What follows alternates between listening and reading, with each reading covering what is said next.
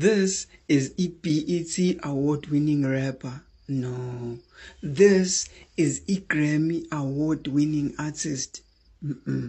This is a hip-hop Hall of Famer, Tupac Shakur, the greatest rapper who ever lived. Yeah, and Tupac had a problem.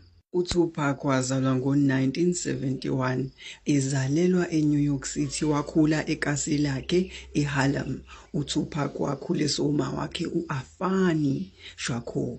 Now u-Afeni Shakur naye une-history yakhe ngoba wayemember enkulu ye-Black Panther Party. That means uTupac wakhula under isandla samaqabane ayelwela inkululeko yabantu abamnyama e-America. UTupac wakhula kakhulu endaweni ekuthiwa ise-Baltimore, waze waya e-Baltimore High School.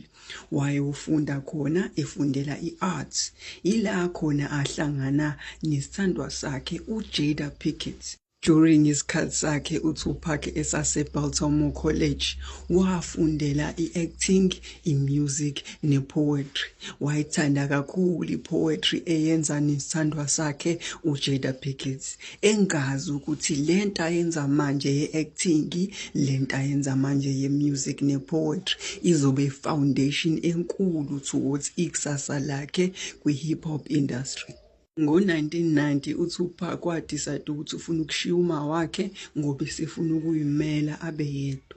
Wahamba uTupac wayohlala eCalifornia. Wathi sese-California wajoyina enye group eyayibizwa nge-Digital Underground. Kwathi ngo-1991 leyo group yareleasa ingoma ewakuthiwa i-Same Song. Yila khona uTupac esasimbona eyidansa, eyirapper for leyo group. Yila khona uTupac waqala ngqa ukuvela kwi-TV. Kodwa futhi same year yila khona uTupac wadecide nawe ukuthi yazini nami ngirelease i-project yami yokuqala, wareleasa i-Tupacalypse.